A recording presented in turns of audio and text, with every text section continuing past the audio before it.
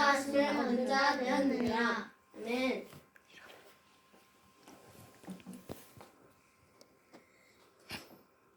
먼저 모세 언약의 당사자인 모세와 사울의 사역을 살펴보자면 그는 예수 그리스도의 구원 사역을 계시하는 데 관련이 깊은 인물입니다. 모세는 하나님의 주권적인 선택에 의해 부르심을 받았습니다. 하나님은 광야에 있는 모세에게 나타나 이스라엘 백성을 구원하실 뜻을 밝히시고 모세를 구원의 중보자로 부르셨습니다. 모세의 역할은 여러 면에서 예수님의 사역을 내포합니다. 모세는 선지자로서 하나님의 말씀을 이스라엘 백성과 애굽 사람들에게 전했습니다. 모세는 아론이 대제사장이 되기 전 이스라엘 백성들을 위한 제사장 역할을 했습니다. 모세는 아직 왕이 없었던 이스라엘 백성에게 지도자의 역할을 했습니다. 그리고 모세는 바로의 손에서 이스라엘을 건져낸 구원자였습니다. 모세의 역할은 우리의 선지자, 제사장, 왕 되시는 그리스도 예수를 예표합니다. 우리는 사탄의 손에서 건져낸 구원자 예수 그리스도를 상징합니다.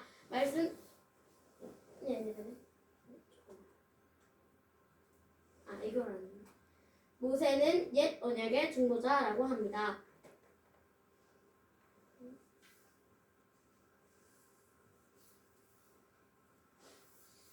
시내산에서 율법이 주어지기 전에 이스라엘 백성에게는 이집트의 속박으로부터의 구원이 먼저 이루어졌습니다. 이스라엘 백성의 출애굽은 하나님의 전적인 은혜를 나타냅니다. 이스라엘 백성의 선함이나 도덕적 행위로서가 아니라 유월절 어린 양의 피로써 이집트에서 죽음의 심판이 임할 때 이스라엘 백성은 구원을 받았습니다. 이 출애굽은 예수 그리스도께서 이루실 구원을 미리 보여줍니다. 이스라엘 백성의 구원과 같이 그리스도인들은 예수 그리스도께서 십자가에서 하신 일로 인해 죄의 속박과 사망의 저주와 사탄의 관계로부터 해방됩니다.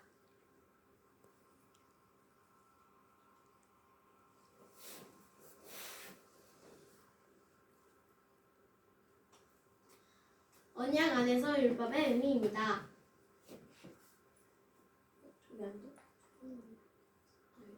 시내산에서 율법이 주어지기 전에 이스라엘 백성에게는 이집트의 속박으로부터의 구원이 먼저 이루어졌습니다. 이스라엘 백성의 출애굽은 하나님의 전적인 은혜를 나타냅니다. 이스라엘 백성의 선함이나 도덕적 행위로서가 아니라 유월절의 어린 양의 피로써 이집트에서 죽음의 심판이 임할 때 이스라엘 백성은 구원받았습니다.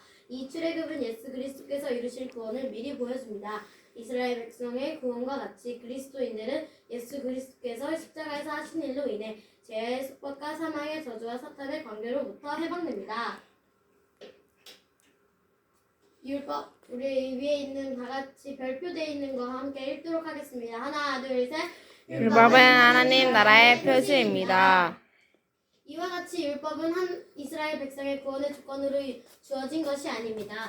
하나님께서 이스라엘 백성을 구원하신 것은 그들로 하여금 하나님을 예배하고 왕으로 섬기는 거룩한 백성이 되기 하시기 위해서입니다.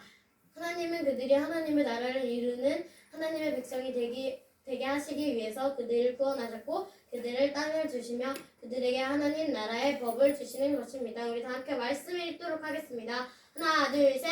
내가 애굽 사람에게 역행하였은가 내가 어떻게 독수리 날개로 너희를 업어 내게로 인도하였음에 너희가 보았느니라. 세계가 다 내게 속하였나니 너희가 내 말을 잘 듣고 내 언약을 지키면 너희는 모든 민족 중에서 내 소유가 되겠고 너희가 내게 대하여 제사장 나라가 되며 거룩한 백성이 되리라. 너는 이 말을 이스라엘 자손에게 전할지니라. 아멘.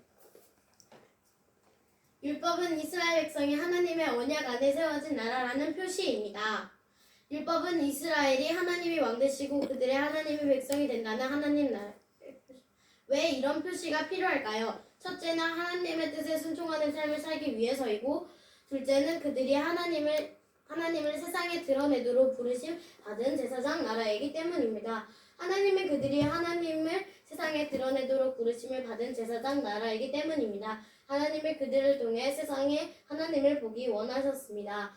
이스라엘이 하나님의 축복의 통로가 되길 바라셨습니다. 하나님은 선하십니다. 하나님은 거룩하십니다. 하나님은 공의로우시며 하나님은 사랑이십니다. 율법, 특히 십계명은 하나님의 이런 성품을 담고 있습니다. 하나님 나라 백성은 그 안에서 하나님의 거룩한 표시가 있어야 하는 것입니다. 모세와 언약의 율법의 조건들은 언약 관계에 들어가기 위해서가 아니라 언약의 특권을 보유하며 언약 관계 속에 계속 머물러 있도록 하기 위해서 주어진 것입니다. 율법의 조건들은 신정 국가 체제를 구성하는 것으로서 하나님의 땅에 있을 것인가 추방될 것인가를 결정하게 됩니다.